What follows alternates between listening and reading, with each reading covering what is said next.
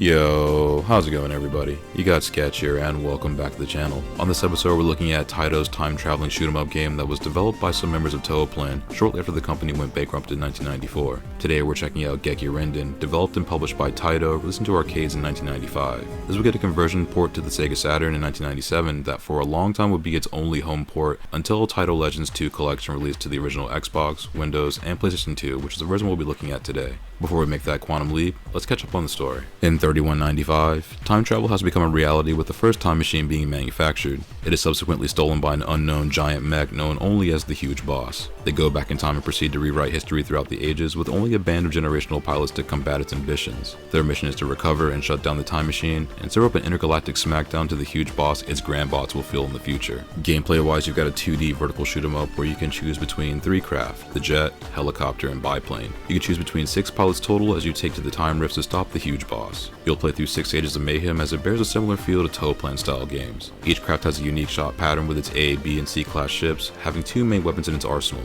If you use the second player side, their ships tend to have a wider shot spread, so this helps out a lot more with crowd control. In addition, you have several different weapons like missiles, homing lasers, and cluster bombs while upgrading them in similar fashion to games like Truxton or Varth. Differences here is the C icon, which will alternate between your ship's secondary and primary fire pattern. The power system here is interesting since it's so many things all at once, and you can upgrade the special weapon types you pick up or stick with your onboard and alternate attacks while having a crush bomb.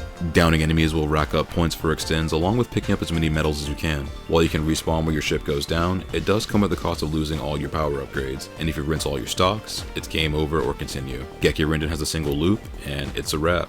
But don't let that fool you and think it's going to be easy money. What's interesting here is that it's members of Toaplan developing a game alongside Taito, and the signatures become more apparent the more you play. The Toaplan sensibilities of learning where your enemies will be and how they will attack is very much present here, and while you can brute force your way through most stages, you'll be met with getting shot down repeatedly. The gameplay here feels like a fusion of Ray Force and Batsugun, and it's really engrossing once you wrap your head around just how much you can do. It's also a game where you need to stay powered up as you go, otherwise you are going to get smoked in the latter stages. Your screen clearing bombs also restock on each life, so if you got them, drop them, or stack them until the boss fights. The bullet patterns will also vary in difficulty. While it doesn't get quite to the point of bullet hell, it will throw some clever patterns at you like the right angle rounds, sweeping lasers, popcorn, and tracer rounds. It does get a little bit more spicy towards the end, at times just throwing multiple major enemies on screen, and if you aren't close to or fully powered, you'll be hard pressed to cut through the ranks if that dodge game is not on deck. The controls feel a little on the slow side, and without speed upgrades, knowing your enemy's moves is the best bet to getting high scores here. Your hitbox is also on the larger end, so knowing just how much play you have is paramount to survival.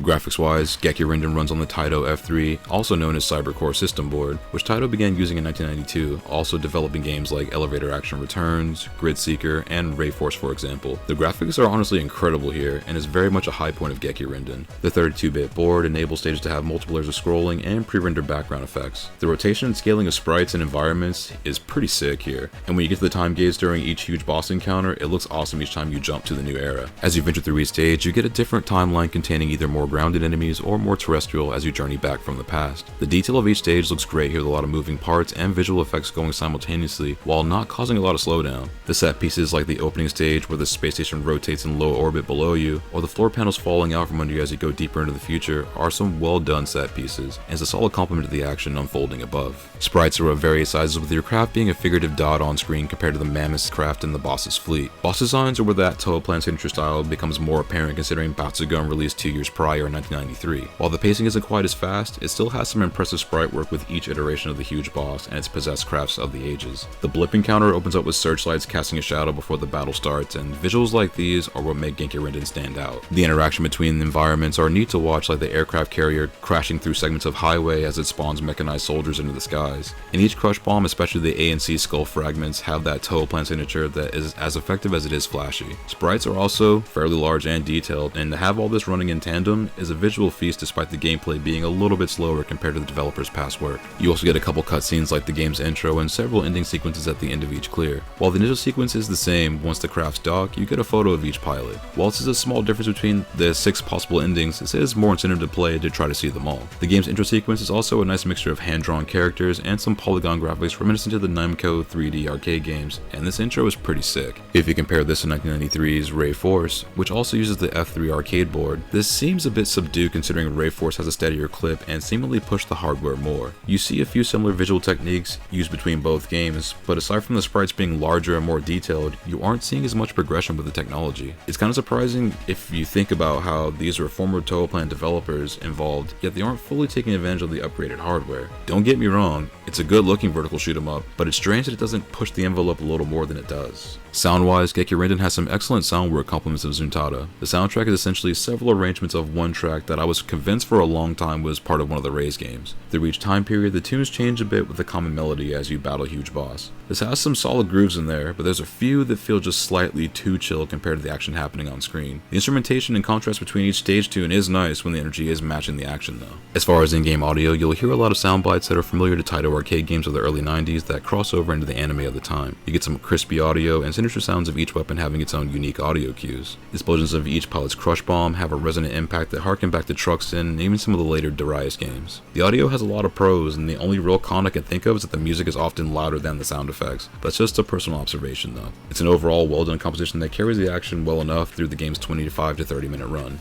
Gekirindan is a dope looking vertical shoot 'em up, and the gameplay is fun, albeit simplified to titles released prior. Considering this is some of the members of Toaplan shortly after the company folded working alongside Taito, you think they would go for something a little bit more ambitious. While it does a lot of things well, it's often not things that you haven't seen before despite the overall package looking great. The action is a little bit slower than previous Taito and even Toaplan games, but fans will likely recognize the signatures of both, especially when they come together. This is an easy shooter to learn, but a tough one to master, and getting one coin clears is going to take some practice, though it is a fun one to pursue. Gekirindan gets a 7.5 out of 10 and comes recommended to shoot 'em up fans and fans of arcade games that are visually striking. While there's a lot that Gekirindan gets right, it just doesn't push much past games from developers we've seen before. Considering this was a period when Cave's Donpachi, Capcom's 19XX, and Psycho Strikers 1945 was also in rotation to arcades, this was a year to stand out amongst heavier releases. Though Gekirindan stays in step with the competition of that year, it does get outshined by comparison.